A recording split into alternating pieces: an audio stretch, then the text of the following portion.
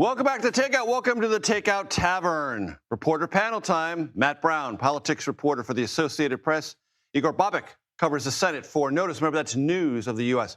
So, Abdul El-Sayed won. It was closer than people expected in Michigan, but one of his earliest backers, Bernie Sanders, talked to reporters today about what this all means. Play it. What I hope everybody appreciates is that what happened in Michigan yesterday is literally unprecedented in modern American history. What Abdul had to do is take on the entire Michigan Democratic establishment. He took on the national Democratic establishment. And then in a way that I have never heard of, I don't think anybody has, $60 million in super PAC funding. An unbelievable amount of money.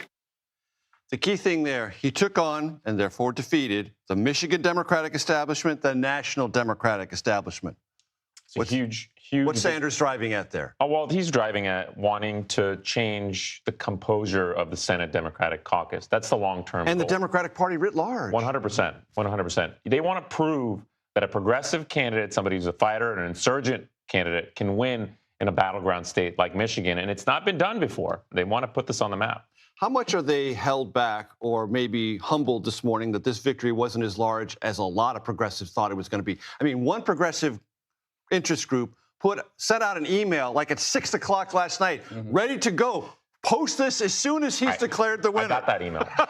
You know what I'm talking about. Yeah. I think they wanted a resounding victory. And they didn't get it. They didn't get it. They wanted to, quiet the questions, and I think that those are still going to be out there a little bit. Matt, your perspective?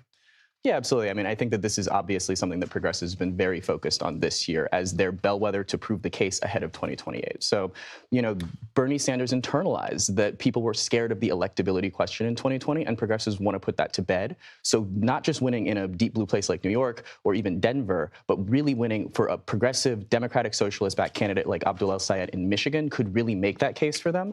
And they are realizing that it's still going to be a very uphill battle against Mike Rogers going into the general election. And Bashir, the governor of the Commonwealth of Kentucky, Democratic governor, possible 2028 candidate for the presidency. He's currently the head of the Democratic Governors Association. Yeah. Yes, among many, many others. Was in Michigan and was asked some questions about what all this means. Here's part of his answer. Well, I think that regardless of who the Democratic candidate is, the contrast with today's Republican Party is going to be enormous. Today's Republican Party is the party of Trump. It means you're the pro-tariff party. It means you're the anti-healthcare party. It means you're the party for kicking kids off their food assistance, more kids going hungry every single day. And I think there are a lot of Republicans out there that don't support that and thus are going to vote differently. Right now, we need a change in our country. We need a Senate and a Congress that will actually do its job and be a check not just on this president, but any president. So the translation of that is, Abdul El-Sayed, wait a minute, I'm going to talk about Republicans. Matt?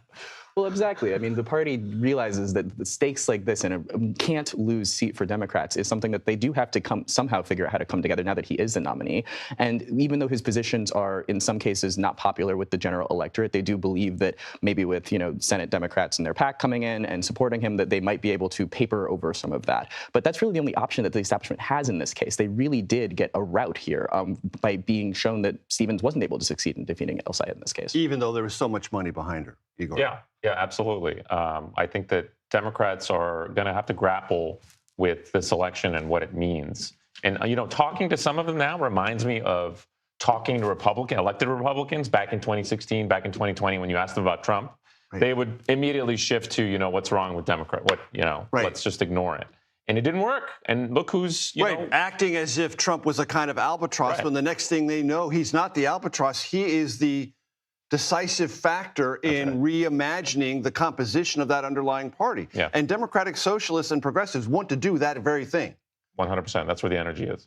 They really have much higher aspirations than just winning a seat here or a seat there. There's a kind of a transformational motif to this, is there not? Absolutely. And to your point about the White House, this is a battle for because there are 2028 implications. They want to be the ones to if not be the deciding factor, a bigger factor than they have historically been. They want to be the driving force. The hard left of the Democratic Party wants to be the driving force in this transition. And I mean, just earlier today, Bernie Sanders had another press conference with reporters where he said that he wants this to be an unstoppable force that will be a transition of the Democratic Party to his vision of how they should be engaging with politics, which is something that, on the one hand, maybe a core amount of the Democratic voters might be interested in after the 2024 election defeat. But on the other hand, this might be something that is anathema to, to the broader electorate here, and could spell, doom for the party if it doesn't prove to be more popular with independents and moderates. Anathema is a word we accept here at the Takeout Tavern. Gentlemen, thank you. Your first time here. Appreciate it very much.